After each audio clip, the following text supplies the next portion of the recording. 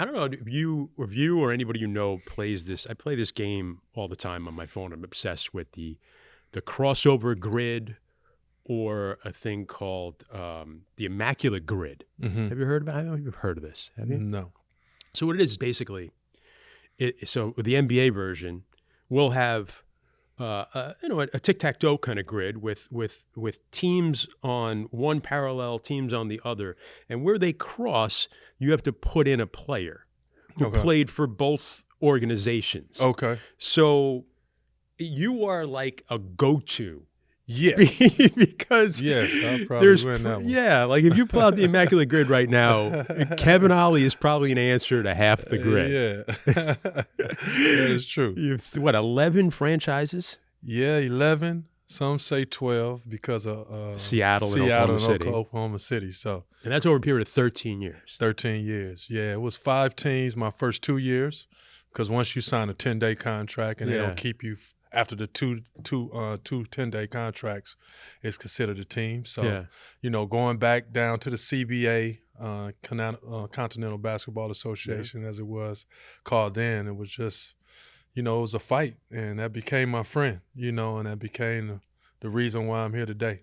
So I really enjoyed that. I enjoyed when I was going through it, but when I look back on it, it really paved my journey into the man I am today. Yeah, because sometimes you think of that as, I know I used to bring this up with Sean Marks all the time, because he had a record of playing the most years in the league with the fewest minutes or something like that. It was always like, it's like that just showed me that the teams wanted you around. Yeah. And the fact that you could hook up with so many teams, maybe you weren't a star, you didn't maybe, I don't know, whatever they were looking for, but they liked having you around. Did you get that sense, or is that hard to see early on in your career? No, it was kind of evident. I look at it as being a star, being a star in your role, instead of being a superstar.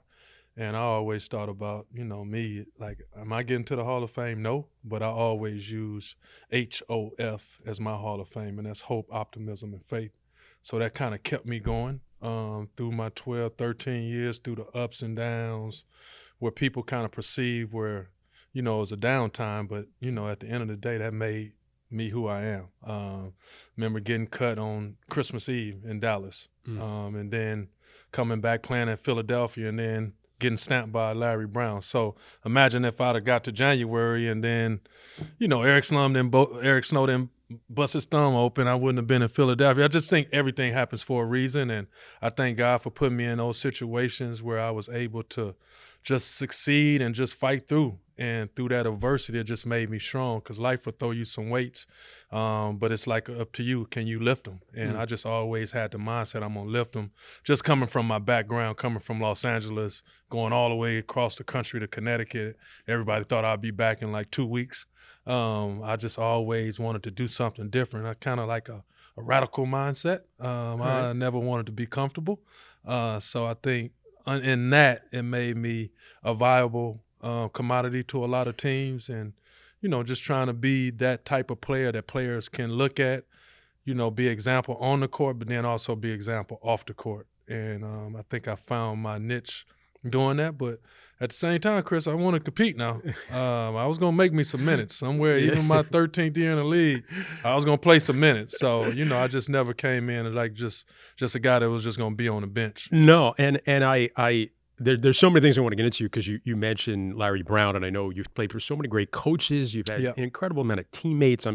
I would love to just look in your phone one day, all the contacts, because you play with half the league and other coaches. But let's go back in the beginning, though, because you brought it up. So let's get back there, because to tell someone's story, their journey, you want to know where their origin story was from. You were from Crenshaw in L.A., but your dad also, your dad had lived in Dallas, so you would spend your summers in Dallas, and you were growing up in Crenshaw.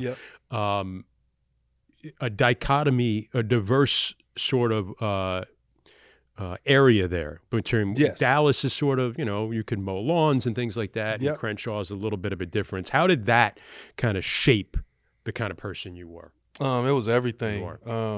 I give a lot of credit to my mom, because they got divorced. My mom and dad got divorced when I was 4. And, being in Oak Cliff, getting born in Oak Cliff, Texas, and being in Dallas, Fort Worth area, moving out to LA.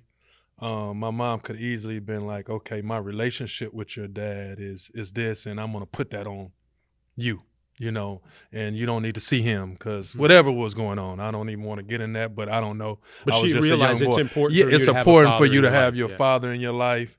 And at the end of the day, I didn't want you to spend a day in the summer in LA. So like right after school, that first week I was playing with my friends, and then after that second week for summer, I was going to Dallas. And it just really helped me from a working standpoint, getting up, cutting lawns in the morning, beating the sun up, getting up at 4 o'clock, being wherever we was at 5, putting the gas in the lawnmowers and cutting big apartments. This is working with your dad? Working with my dad. Okay. He has a lawnmower service. He still has it to this day. And it just taught me the work ethic about getting up in the morning, beating the sun up, and not waiting for your alarm clock to get you up, and just the hard work and the dedication. But I owe it all to my mom. And then, learning basketball was from my mom. I mean, she drove around the whole LA looking for the best, league, whatever you call it, AAU back then. I don't know what they call it back then. We was just getting started in the AAU, but whatever league was the best, she wanted me there. And that's where I found a lot of my mentors, my coaches, starting at the 7th grade, because I played football, till the 7th grade, and I really just started concentrating on basketball. But it was for my mom driving around whole LA. If she wouldn't have did that, I wouldn't have been in this seat or have the career that I had. Just that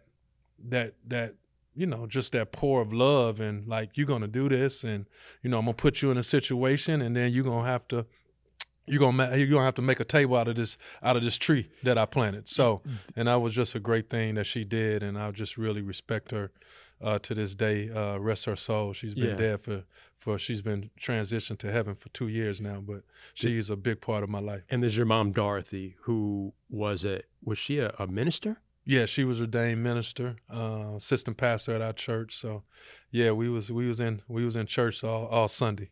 I could see that in you a little bit. Is that where kind of, because you're if people see you on the internet, there's you giving speeches to your players and things like that. There's a little minister thing going on there. I guess you got that from your mom as well. Yeah, I got that from my mom. Just watching her in the pulpits and how she changed people's lives from just her words, and, where it came from, and her encouragement and her faithfulness, seeing her pray for me and my 2 sisters when we was out doing all kind of other things, just seeing how faithful she was to her Christianity really played a big part of my life. And then, when you would go out to Dallas in the summertime, I guess it was a way she didn't have to worry about you either. No. Not having stuff to do, or the pitfalls that could be in the area of LA where you were. Yes. Yeah, and it's pitfalls anywhere, but my dad is like, if you see my dad, he's like 6'7", about 280. So I'm not going to do too much with him. Yeah. So I was like, we like that. Yeah, he kept me. Only thing he had to do is like look at me one way, and I'll jump right back in position. That's a great lesson, though, because you think, listen, a lot of marriages break up, and there's kids, and that's always complicated. Right. But you understand the kids need a mother and a father. Yes. And there may be differences between the parents, but at least they both recognize that we're not going to put that on you. Right. We're going to let you grow up with each of us. Right. That's and a that's great like message. a lesson that stays with me today. Sure. Being with my wife for 18 years and getting divorced, but still being amicable, and seeing how my mom and my dad handled that situation, you can pass that on, So that's like a big thing for me, always to look at those lessons, and success always leaves clues. If you look at success and things like that, you can pick those up and add them to your life and present them when it's time to be presented. We don't always see the clues, though, when they're going on. No. It's hard. No, you have to be aware of them and recognize them, and, pick them up, and, live your life to live your life. But at the end of the day, it's a lot of people around you that gives you a lot of gold nuggets that you got to take in consideration. And when your time is, you got to do and say what aligns with your life. And, what I say and what I do is being grateful first and foremost, and having my faith, and, standing on what I say I was going to do. And I think that's a true character of a man. So how does Kevin Ollie, who's a basketball star in L.A., and spending his time in the summers in Texas, how did those two incredible basketball states with colleges that are competitive, how did they let you get out of the state and get all the way to UConn? Yeah, Coach Storrs, Calhoun. Connecticut. Coach Calhoun came in, and, with Howie Dickerman, I remember they coming into my living room, and Howie Dickerman and Coach Lato.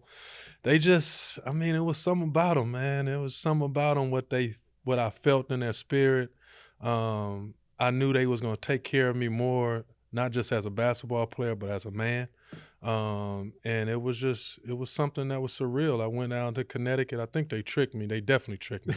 They brought me on my official visit when it was like 85 degrees and all that. So it was like a perfect spring day. You know how those spring days in Connecticut is like perfect. Couple of weeks. Yeah, they didn't bring me down in November, December, nothing like that. So, they tricked me there. But at the end of the day, coaches always say, you don't need a, air conditioner or a heater in the gym. It's never cold in the gym. It's perfect temperature. You stay in there, you work hard, you play hard.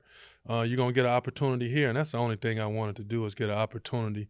And the biggest thing we seen growing up, coming from Crenshaw, we see Stevie Thompson go to Syracuse.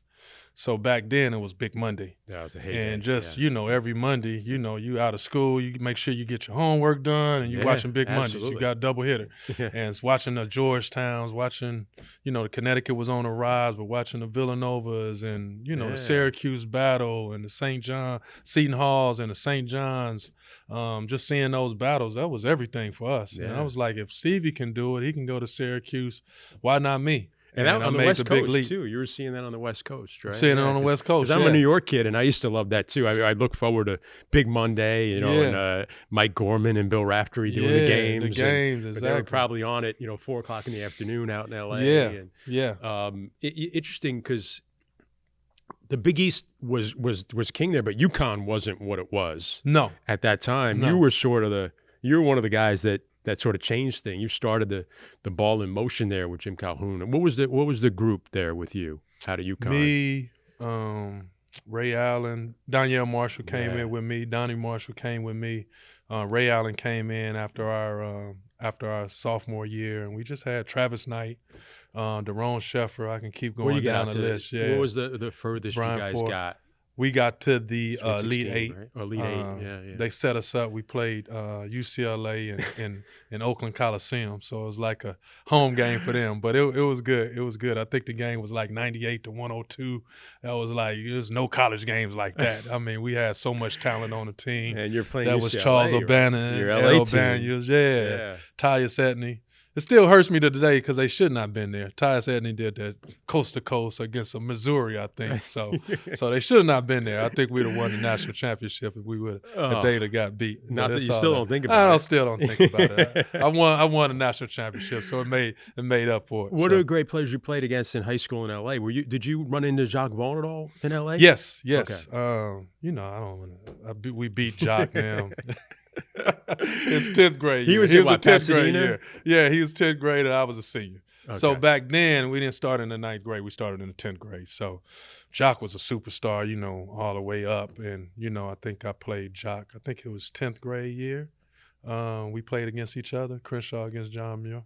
Yeah. Similar situation. He's getting a call. You're out there in L.A., and I'm sure you could go to UCLA, USC, and he's going to Kansas. Yeah, he went to Kansas. Yeah, but Roy Williams is hard to. Yeah, it's hard to turn that down. And once you get to those campuses, like Connecticut, we just all stayed together. It was a family atmosphere, and it was like, I went to other schools, but it wasn't a tight group like that. And I just fell in love with it. And then they played the style of play we played. Like, that was back then. You got Husky Mania, you pressing on makes and misses. That's the same thing that we did at Crenshaw with Willie West teams. So it was just perfect with me, and it just aligned.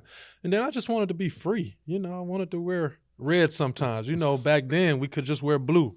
at Crenshaw because of the area and the gangs and all that stuff. But I wanted to wear red sometimes. And like at Connecticut, nobody cared about that stuff. The cows didn't care about it once you came across Storrs campus. The cows didn't care about what you wore. So it was like perfect, man. It was just somewhere to get away, and I always wanted to bet on myself. So it was a beautiful thing. Growing up in LA though, where when you're a star basketball player like that, is there kind of a sense of, hey, let's nurture the kid, or let's protect him rather than have you fall into the dangers that are there? Did you experience that? Yeah. I mean, walking to school sometimes, I say, they come up to me, what set you claim? That was like the biggest question we was at. What set you? I'm like, I play ball. So that was like the biggest thing. I'm not in a gang. I just play ball. And they always recognize me playing ball. And, that was the biggest thing. But, I was protected. But at the end of the day, you had to have your GPS on because every block was different. Every block was different. So you couldn't be walking on a certain block. So I always had my antennas up. That's the point guard in me. And I always kind of sense when danger was there. Even in house parties or different things like that, I always found like a sense of danger, and I was able to get out in certain situations, and I think God had his hands on me in certain situations that I did get out where other people got trapped. So, I thank God for that as well. So you get out, you go all the way across to UConn. You mentioned your mom, and one of my favorite stories that I've heard was when you first get to Storrs, you're a little homesick. Yes. And you call your mom, and you're kind of like almost putting a seed out there that maybe this is a mistake. I want to come home. And I love the fact that she just hung up on you. Is that correct? Yes. Yeah. It wasn't like I was putting it out there. I was telling her I want to come home. I want to come home. I want to come home. She didn't want to have any of it. She didn't want to hear nothing of it. It was like the first storms, the school was going. We had this great point guard called Chris Smith. Coach Calhoun put me against him one-on-one, and we had this full court drill that we used to go one-on-one, and anybody know Chris Smith, he had this low crossover, and he was just crossing me up. And I remember that day, I don't know, I never stopped. He was scoring on me, but I never stopped, and Coach Calhoun told me I'm never going to get out the drill till you stopped him. So we was going back and forth, and he was scoring, but I was giving him my all, and I think that really showed Coach what I'm about. But when I got out of that practice, I was just like, nah, I think this is not for me. Coach Calhoun has this Boston accent, so I didn't understand a word he was saying, but I did understand certain things, and I was like, man, did he really call me that? Going back to my dorm, and I was kind of like shedding a tear. I called my mom. I was like, I made a mistake, Ma. I want to come back home. And first thing she said is like, no, you made this decision. You're going to stick through it, and you're going to live it out, and you're going to be okay. And I'm like, Mom, I want to come home. Bam. She said what she had to say, and then I heard a dial tone, and then ever since then, I didn't call her about transferring or anything like that. I just stuck it out, believed the champion in me and the different things that she instilled in me and my dad instilled in me, and then it worked itself out. And after my sophomore year, I started every game. And she knew what you were about. So she was making that decision for you that you maybe didn't have the courage to make. Yes. Because I don't know. I'm a parent of a college kid, and my son went to college last year, and it's hard. I don't know if I would have the, you want to help your kid, like if they're hurting but she knew. I mean, that's a hard decision as a parent when she hears the fear probably, or the how sad you were at that moment, and she gave you the tough love that you needed, and it turned out to be the best thing you could have ever done. Yeah, and I use the word love tough instead of tough love. So I like to lead with love. She was leaving with love, but she was tough behind it too. And most times, I have kids, and when they were small, they crying, you want to pick them up. Yeah. But her job was to pick me up, but not, give me a pass though. Pick me up, but not give me a pass to walk out and do something and avert my dreams. And she told me, you made the decision. Like, she actually wanted me to go to UCLA. I kind of chose UConn. So she was just like, okay. You were the one who wanted to go over to Storrs, Connecticut. Yeah. So hers was between UCLA and UConn. And I kind of pushed UConn because I didn't want to stay in the same area, be around the same friends. I wanted to do something different. So it was kind of on me. I made that last decision. So. And the It wasn't so much homesick then, it sounds like, as like you got in a situation now that you'd never been in your basketball life. Was that you probably were always the best kid, and you're always one of the best high school players, and now you're going up against kids and you're like, whoa, wait a minute, like, am I good enough to be here? Was that sort of a crisis of confidence for you at that moment? Yeah, I mean, you doubt yourself a little bit. You doubt yourself. You being 3,000 miles away from home. I mean, it was a lot of different things. It's cold. I mean, it was a lot of things I wasn't used to. Yeah. Like all that adversity and what I thought was problems became my promise and became my purpose. So now I look back on it, man, that was like a pebble in the sand. Like I look back on it like that really shaped who I was, because I didn't give in. I didn't give up. I stood on my 2 feet, and I made a lifetime connections. Like I have the East Coast, the West Coast. Like you say in my Rolodex, I got so many relationships from being able to jump out of my comfort zone and be in the midst of everything going around. And I just always believe in, when it's a whirlwind or a storm or something, it's always the eye of the hurricane. And how can you get in that eye of the hurricane where it's calm, where there's all kind of distractions around you? And I really found myself putting myself in that position throughout. So, that toughness and, that championship in me. Being comfortable with being uncomfortable. Yeah. Is kind of something I think that's a key to happiness in life. Yeah. Knowing that it's not always going to be calm and stormy, but you can get through it. Yeah. Yeah. And it's just part of it, though. Yeah. I don't think like failure is the opposite of success. I really don't believe. I just think failure is part of it. Maybe that day I felt like a failure, but that's just one moment. And, you feel that way, and then you get back up and you go back at it again. And it's how I live my life. What happened? So you said like that day you were getting crushed in practice. Was there something now another time where it went the other way, where all of a sudden now you got your confidence back? Yeah, I just showed up the next following day. Like it was the next day? Yeah, he's like, that's your what mom Coach hung got up home on doing. you, and you said, that's it. There's no option anymore. There's no more options. It's not going back home. You got to figure this thing out. Yeah. And then we get back on the line, and we start running, and Coach Calhoun start cussing, and that's just what it was, But he was getting the best out of us, and then the competition every day, it just bred the killer in me. And then I just started going back to my Crenshaw days.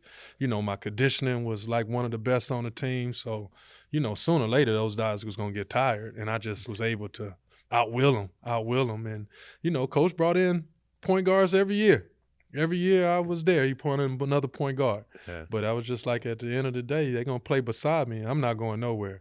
And I became one of the anchors and one of the persons that he relied on throughout my 4 years. And we won a lot of games in that 4-year span. Yeah, and helped launch what would become a long period of time there. And then, I don't want to jump ahead to what it was like to then replace Jim Calhoun and win a national championship there as a coach, because so much happened in between. It wasn't like you left college and bounced around for Europe a couple of years and then went on the staff. I mean, you end up, like we said, the CBA, 13 years in the NBA, 11 different franchises before you eventually get back to coaching. So let's just go through your NBA journey a little bit. Now, you I'm sure coming at a UConn, you maybe had that dream of being an NBA star. Mm-hmm. But you have to go to the CBA first. Yeah. So what kept you going with that dream? My son being born. That really kept me going and put my life in perspective. He was born with a birth defect and was bed-stricken for the first 6 weeks of his life.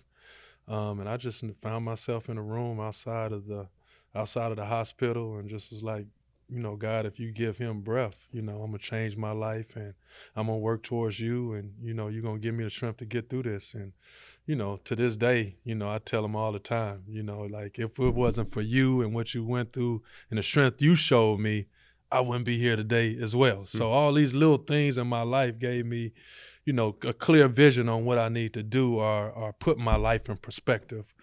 So, just having him and knowing like this little guy's depending on you.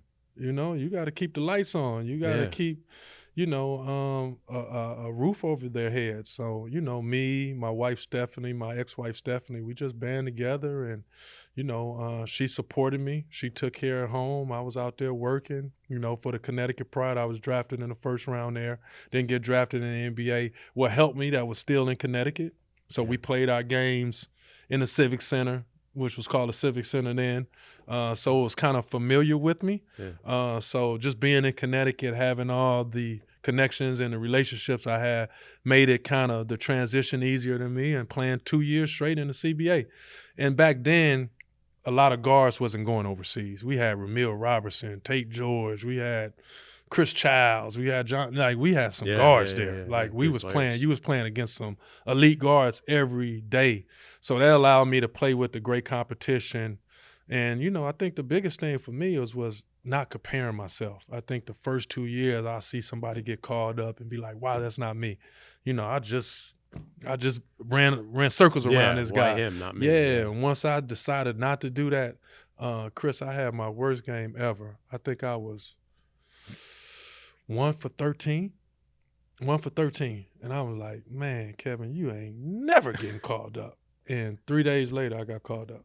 And I was like, that's an oxymoron. Like, come on, bro. Seriously. And it's just how life changes. Yeah, it gave you a little lesson. Yeah, it just gave me a lesson. Like, it happens, and but also, you're not judged on your worst day. Like, you got to know you've built a lot into this. Yes. Don't kill yourself too much for a 1 for 13 day. Yes, and have compassion, but just don't compare yourself to other people, because some of those guys that got 10-day contracts before me or got called up didn't make 13 years in the league. I did. And it just told me a great lesson that I try to pass down to everybody. Don't compare yourself to anybody. Your day will come. You just got to keep planting the seeds. And it's just the perspective you have on life, because most people say, okay, you buried or you planted. You can choose whichever one you want to, but I feel like every time some dirt is thrown on me, I'm planted to be something greater. You got strength from having a family early on there, like you said. Did they because you were moving around so much, were they always with you, or did they go to one place and did you try and give them stability? Like, what was that like? Early on in my career, they was moving with me. Yeah. Me and Stephanie at the time decided we were going to, be together. But then also my last 7 years, I signed my first big contract. So my first 7 years I signed make good contracts. That was at January. I remember the day. I think it was like January 10th. We was able, if you stay on if you still on the team, you get signed guaranteed. Fortunately, the first 7 years I made the date, but I never had a multi-year deal till I played for Milwaukee with George Call. Got traded in mid-season with Ray Allen to Seattle. Played very, very well. And then Paul Silas, rest his soul, signed me for a 5-year deal in Cleveland Cavaliers, LeBron's rookie year. Played there.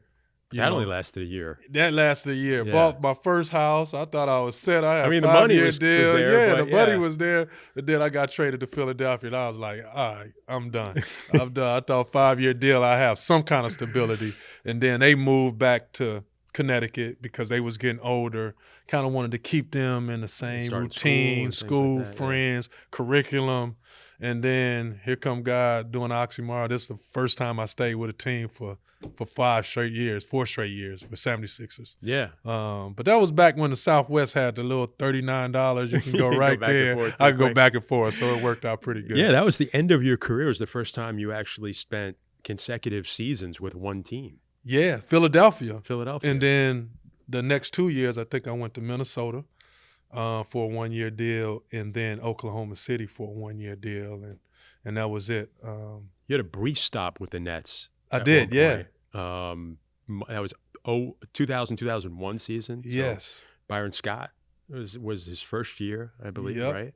But the year before, Jason Kidd comes in and everything gets turned around. But I would imagine now it's a much different organization than when I'm still here. We got a chance to say hello. Yeah, we're still here, yeah. But not too many others. I mean, Aaron Harris maybe, who was another UConn guy. Yeah, Aaron was still there. But other than that, it's a very different place that you find from the last time you were here. That's a funny story in that training camp. I mean, I think, you had all guaranteed contracts. And I'm like, Bill Neff, that was my agent. Like, why the hell are you sending me to Jersey? Because everybody's under contract. Like, there's no spots for me. He's just, trust me. Just go in there, work hard, do what you have to do. You know, I'm putting you here for a reason. And, you know, I think Elliot Perry had a guaranteed contract, I believe. And I think for like $2.5 million or something like that. I think Sherman Douglas was there. We was loaded with guards. Stephon Marbury was there. And they let someone go. I think they let Elliot Perry go and kept me.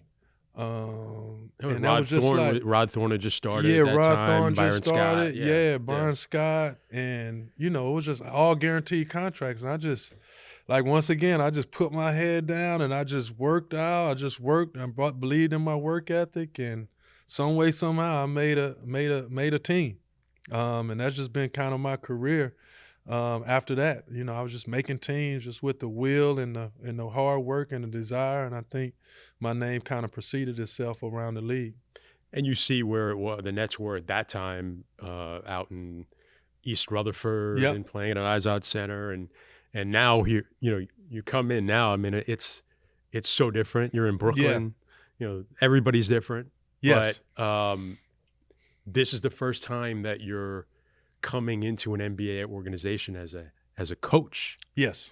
So what were your first impressions when you walked in the door, and what made you choose Brooklyn now to come down? It was beautiful. You know, just walking in, talking to JV, you know, understanding what he really wants for this program, what he wants for his players, but his relationship with Sean Marks, being here for 7 years, I think 7, 8 years. As an assistant. As assistants already, kind of knowing the people, knowing the organization, knowing behind the basketball, behind the scenes and everything. It was just something that I really wanted to do. Of course, I was up for the Detroit Pistons job, and going through that was a great scrimmage for me.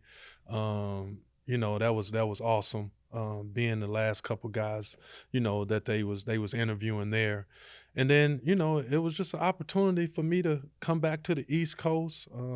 Love the situation that they had here, love the young players that they had, the versatility that they had, seeing what they did at the end of the season when JV took over, just the camaraderie, playing tough basketball, something that aligns with me, and just knowing what Jac's all about. You know, he's a stand-up guy. You know, he's not going to say nothing and not stand on it. And I just believe that his point guard pedigree speaks for itself. You know, his basketball acumen speaks for itself. Being their head coach, probably learning from the Orlando Magic situation and now coming in this situation, you know, it's just somebody that I can really learn from and serve. And I just want to come serve him. I want to serve the players. I want to serve this organization. And the other thing, my kids both live here. You know, my son lives in Brooklyn. Okay. He's a Fordham graduate. I love it already. Yeah, he lives in Brooklyn now. He works for J.P. Morgan. My daughter just graduated from Wesleyan, got a biochemical job in the World Trade Center. She's in East Village, right across the bridge from me. So it was like It was kind of perfect. Like I wouldn't in my dreams I wouldn't have thought of like, okay, after college I'm gonna be in the same state. Same 17 miles from my kids. That wasn't even crossing my mind. And to have that set up, I mean, that's like, you got to take that. I try to live my life without regrets and minimize my regrets. So when I turn 80, I look back on my life, I'll be like, damn, like you didn't take that Brooklyn job and your kids was there, I will regret that. Yeah. You mentioned your son had health issues early on. Is that something that was with him throughout his life? Or Yeah, he has surgery. Okay. A disease called, gastroschisis, where you kind of have a hole in your stomach, and they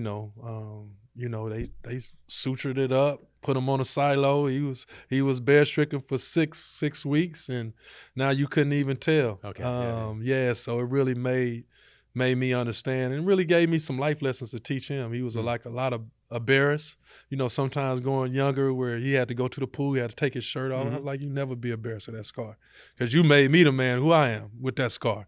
Never be embarrassed of that scar, because those scars are the ones that take you, and you can look back on those scars and say, man, I got through that. So, that situation and being around him and being able to have him around at the games and my daughter around the games, I just thought it would be be something I needed to do. I will regret that if I turn 80. God gives me the health to stay at 80. I will regret this big time. So I took the leap of faith, decided to come on down, and it's been a blessing.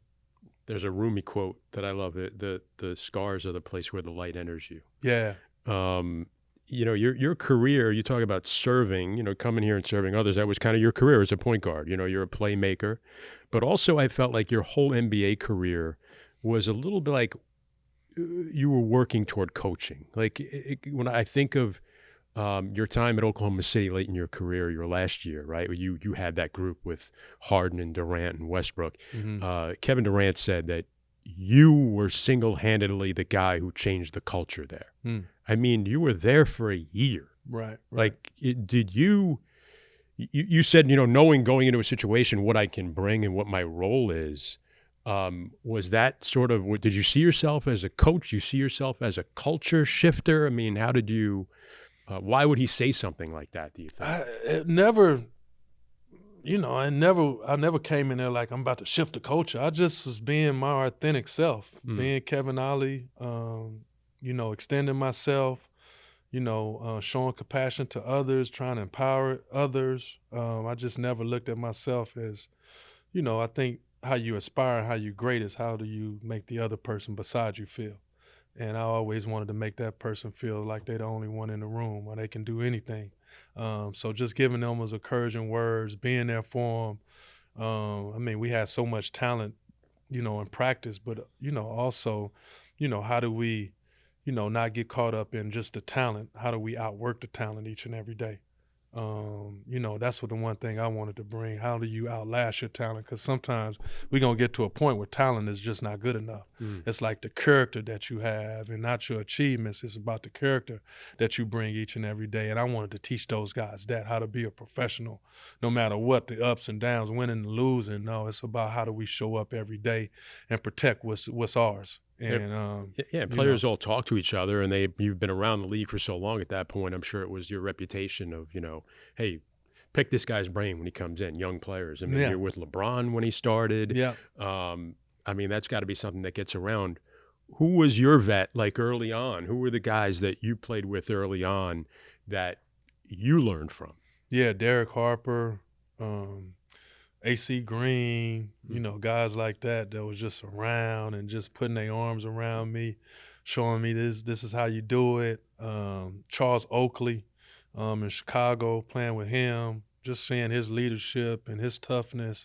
So guys like that I always looked at, Sherman Douglases of the world, just guys like that. Like how Sherman stayed in the league, like he's not jumping, dunking on people or nothing like that, but just his craftiness and how he did every day, what his routine was, and just picking their brains. So I had some great veteran guys that really showed me leadership, showed me how to do certain things, and understand my role and understand my path. But even in my 76ers days, like me and Eric Snow are same age, but just looking at Eric Snow, and coming in Philadelphia, like, man, he can do this. Like, just looking at guys like that. So it wasn't like all these old veterans. It was some of my peers, too, that I really looked at and said, man, I can, not be Eric Snow, but I can mirror some of the things he do and how he's carving out this situation, in the 76ers, and him being a starting point guard really helped me as well. A great Sherman Douglas story I remember when he was with the Nets. Remember Hal Whistle was here as a coach, right? So Hal was telling me a story one time about Sherman first shows up, like first night, comes to the Nets and whatever it is, and suits up and gets out there and plays. Didn't even know the plays or anything. And they said he went out and he's coming down the court and he's just yelling out, thumb opposite or something like that. And after the game, Hal Whistle goes, Sherman, what were you calling? Like, that's not even a play. He goes, well, I was making the other team think it was a play and giving the scouts something to think about. Like he's already just thinking about that. Right. I guess that keeps you in the league too, being smart. Right. Yeah, being smart, being an extension of the coach. I had one thing with Larry Brown. I didn't play a lot of minutes, but I played, 20, 25 minutes some games. I never wanted to look at Larry Brown. I wanted to be so in tune with him that I knew, okay, we need to get Matamo to basketball. I need to get AI to basketball. I need to do certain things. And only in timeouts, now he can draw up a play. But I wanted to be so in tune with him, like, I got this, coach. Like, me and you are so connected right now. I know exactly what you want, exactly what you're thinking about. He's a guy you bring up a lot when you talk about coaching. What did he mean to you? He mean everything to me. Yeah. The first time I got there, I was on a 10-day contract. We stretching is around Thanksgiving time. He invited me over to Thanksgiving. I'm like, nah, me? You invite me to Thanksgiving? You barely know me. Like, you're not talking to me. Allen Iverson or Aaron McKee can go over to Thanksgiving. You don't know me, but just for him to have and to recognize that and awareness that I'm new, and I probably don't have anybody in Philly where you going to eat at, and things like that. I mean, that's everything to me. That's more than just being a coach. That's being, a person that you can count on, a person that cares, a person that's compassionate. And you run through the wall for coaches like that. And that's where I get that. Like, it can't just be this basketball, relationship. I got to know what you stand for as a person. I got to know your family. I got to know, your whys and what makes you go. And not only what makes you tick, but what makes you talk. I think when you start talking to a person, they trust you. I always hear about Larry Brown. They would say, like, he would coach the 15th, 16th guy as hard as he would coach Allen Iverson. Yes, that's a true story. Yeah. Allen wasn't coming to all the practices, and we, back then you had 4 games and 5 nights. We had a lot of, not days off, but, it wasn't days off for us. We come in and play 3-on-3, and I think he got more satisfaction coaching our 3-on-3 than he did in playoff games. Like, for real. Like, seriously, he'll coach our 3-on-3s like it was like Game 7. We playing the Lakers Game 7. And all of us got contracts. I mean, Todd McCullough's, Jermaine Jones's, Ira Bowman's, Roger Bell's. Like, all of our guys, we played 3-on-3. Naz Muhammad. Like, all of us played 3-on-3. We all got contracts because of what he instilled at us in those 3-on-3s, how to play the right basketball, how to pass to an open teammate, make cuts, be selfless, and all those different things I owe to Larry Brown. Then you get called, you finish your playing days, and now again it's UConn calling. Yeah. What was your thought process? Did you ever think maybe I don't know if I should do that, or is it Jim Calhoun called and again you're going to Stores? Yeah, no, I had some big decisions to make. Because Sam Presti was so good to me. That organization was so good to me. He was just kind of starting at that time. And I was like, man, should I stay here? Was that an option for you? That was definitely an option for me. He gave me an option to stay in the organization, a coach or, pursue front office. He gave me an option to do both of them and just be in the organization some way, somehow, wherever you feel fit. But then again, it just came down to my family. I've been in Oklahoma City, Minnesota. They wasn't there. 4 years in Philadelphia. They wasn't there. And it's just different, Chris, when you come in after, 8 months gone, and then you come in like, all right, you try to do it. You need to do this. You need to wake up at this time. You haven't even been here, Pops. Like, what you talking about? I got my routine already. Now you come in here 4 months and try to lay down the law. Like, nah, hold up. So I just felt that. And, all my whole career, not that I chose my career over my family. It was just something that I love to do. And, of course, I had to go with a contract. So me and Stephanie made this, decision that we was going to make the sacrifices, not our kids make the sacrifices. But that was the first time, my opportunity. I was just like, I'm going to come back home, be with my kids, Stephanie was from Connecticut, right? She's from Connecticut, okay. Yeah. So she was back at, from Bridgeport, Connecticut. She was back home. And I just decided to do that. It was a hard decision, but, to come back and coach for your alma mater, learn from Coach Calhoun, be there at UConn and be able to represent that, that great university again was something that I had to do.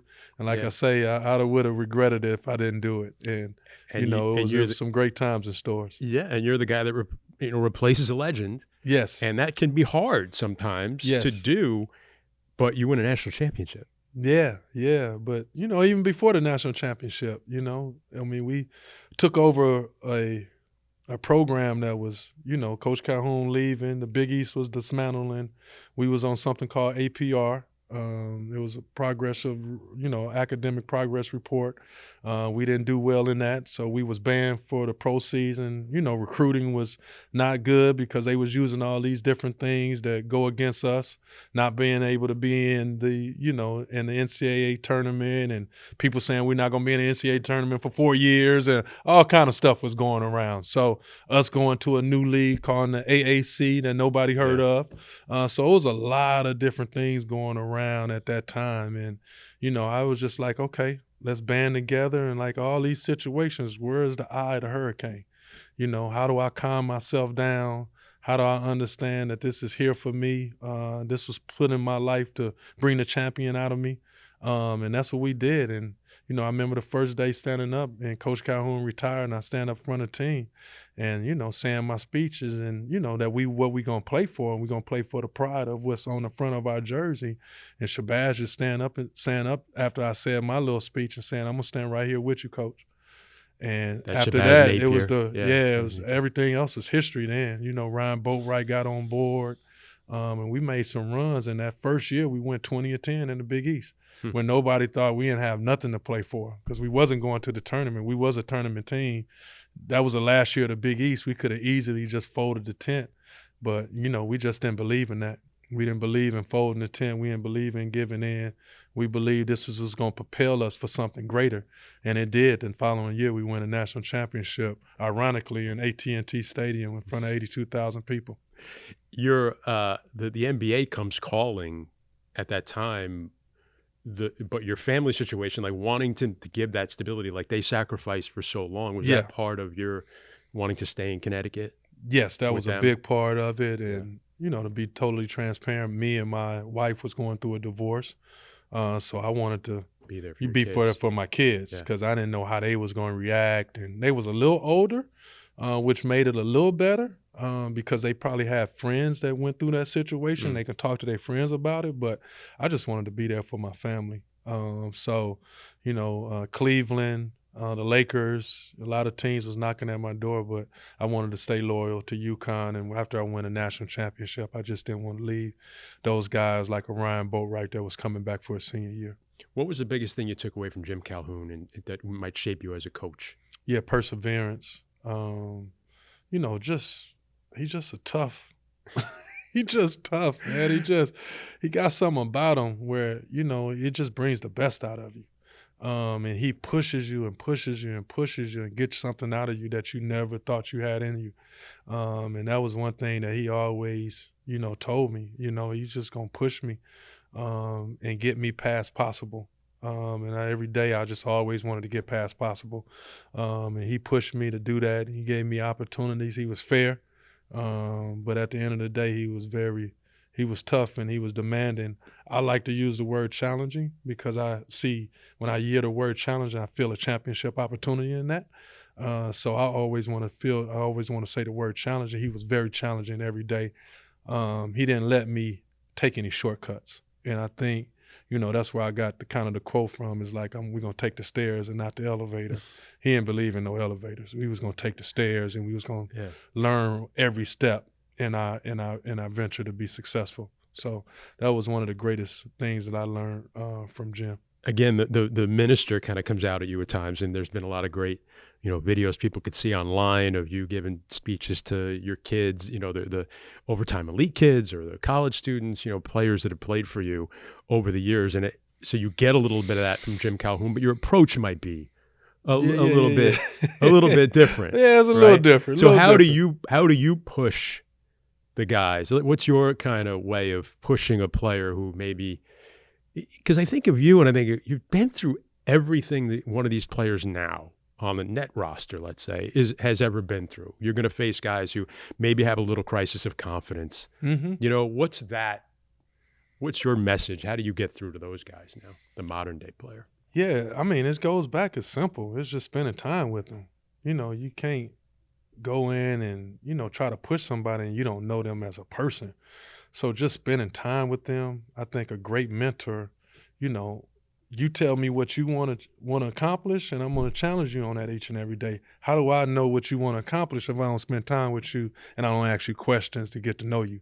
I think that's the biggest thing for me, just getting to know my players, understanding, what makes them go, what they're committed to, what they're not committed to, and then just pushing them every day to that championship level. I call it level 5 energy. And I try to bring that level 5 energy in everything I do, and I think it's kind of contagious. Like if I'm on the court, like I'm dripping in sweat. Like I'm not this coach that's gonna sit on the side. Like I'm out here with you. I'm expending energy with you. And I think that's the biggest thing I've been able to, have a rapport with my players because I'm out there with them. I think I get some credibility by being in the league for 13 years, being a coach. There's definitely some credibility in that. But at the end of the day, they don't care about what you say to them. They don't care about what you do. They care about do you really care about them as a person? And I think that's where I had a rapport at the best because I've been there. And I've had the doubts, I had the dissertations where I had the negative thoughts. I had the discouragement. I had the division. I had the disappointments. I had all those, I call them the 5 Ds, but what's on the other side of those 5 Ds? The trust, speaking life into yourself. No matter what's going on in your mind, you have a choice. I always said, between stimulus and response, it's a space in between there where you have a choice to decide, are you going to react in a survival mindset, or are you going to respond in a growth mindset? And in that little time, in that little space, and if you can expand that space, now you can make decisions with a clear mind. I think sometimes we just react and we anger or we disappointed, and those emotions become who we are. I don't want emotions are just emotions. They come up, they come and go like a storm. And I always want to tell our players that it's just a moment in time, but those emotions are there to help you and push you to the level, but those emotions are not you. And, I had plenty of times where I got cut or they said I wasn't good enough, but that was just emotion. I didn't let that become the condition around me. I didn't let that be my conclusion. And that's why I want to tell all these players, like, whatever condition you're in, it's not your conclusion. You have a choice and a perspective that you can go and you can choose and not let life choose it for you. Level 5 energy. I'm ready to go right now. Yeah, let's go. You say 5 Ds, I think of dodgeball, though. I think dodgeball. Duck, dive, dodge, whatever. Silly, stupid things. Is winning the motivation for a player, or I've heard you speak about this before. It's like you gotta love the process. There's the process. So winning is sort of like a byproduct. Would that something that you would aspire to? Yes. I mean, like I go back to UConn, that process of winning the national championship. I look back on it now. The confetti drop, we back working 10 days after that. The confetti drop, but we back in the AAU watching from 8 a.m. to 10 p.m. 10 days later. But it was just a process and, just going through the ebb and flows of life, and you didn't give in. You didn't give in as a team. You didn't give in as a coach. You sacrificed for the man that was next to you. I mean, all those different bonds that we have, what makes us. And, just going through those situations, going through my NBA careers, being around some of the greatest players ever to, lace them up, the Allen Iversons of the world and, the Ray Allens of the world. I can go down a list, the Reggie Millers of the world, KDs of the world, being around those guys and see what they do each and every day, but then also being around, the complementary players, the Jeff Greens of the world. We talk about the big three, but you had Jeff Green there, you had Nick Collison there. Just being around certain teams and having those guys, the Aaron McKees, the Tyrone Hills, those guys make the superstars great too, and what they sacrifice really stuck out with me as well. So kind of having a lens with both areas really allowed me to shape my coaching philosophies and what I believe in and how I want to instill in the team. And, being around the great assistant coaches that I've been around too, just how they serve and how they give their all for their head coaches, something that I always want to engrave into, my coaching ability here at Brooklyn or wherever I, find myself in the future. Oh, you're such a wealth of basketball. You're like a sponge that's taken in so much. absorbed so much. You're a great asset to have here in the organization. I appreciate you taking so much time with us. There's a lot of things. I don't want to keep you so much longer. We talk about overtime elite and all that kind of stuff. Maybe another time. Working with young people. Just quickly, I mean, did that rejuvenate you a little bit, working with young people like that? Oh, and, I know you said you were a disruptor, and overtime elite was a little bit of a kind of a disruptor. disruptive thing. They radicals. They radicals over there, but good radicals. Yeah. They wanted to find a different way. It's always been the traditional way, going to college, but Dan and Zach over there at overtime, and Brandon Williams was there when I first got there. They just came to me with this vision of starting overtime elite, being a disruptor, doing something that's never been done before, and having a transformative league that we were going to have 30 players from all different walks of the world, from Spain, from Serbia, from everywhere, from Atlanta, from California, from Oakland, from Florida. And we're going to bring these players together, these student athletes together, and give them the tools to be successful, not only in basketball, but in life. And that kind of like geared right in towards me, and allowing them to, profit off of their sweat. They sweat equity, having them profit off of it, and allowing them to have a pro career. And that was the first year of overtime elite, and then the second year we was allowed to have them come in and not only be pros, but not be pros, but keep their amateurism. It gave us 2 different pathways. So I thank Dan Porter and Zach and all those guys for giving me that opportunity. It was time for me to get back in after the different things I went through, UConn and arbitration and all that stuff, to get back in and really give my life back to basketball. And that's my sanctuary. And to see, all of our players, the twins, Aman and Asar, and all of our guys get 10-day, 2-way contracts, and, the Jay Gorse of the world, and, the Jalen Martins of the world, and Don Barlow's of the world, and, all of our guys are still in the program. It means a lot to me. But at the end of the day, Chris, it's like, how many times in life do you get to associate your name with something that's never been done before?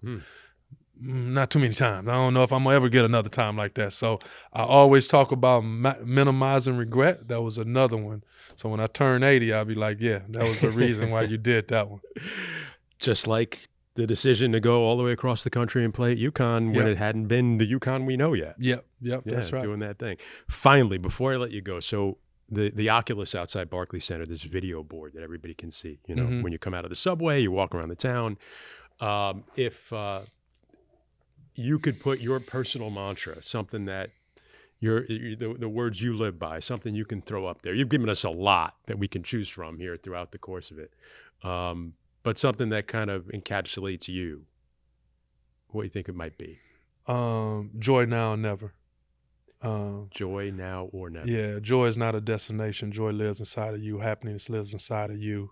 It's not a destination that you can get to. You can make up in your mind and your heart and your spirit every day to wake up with joy.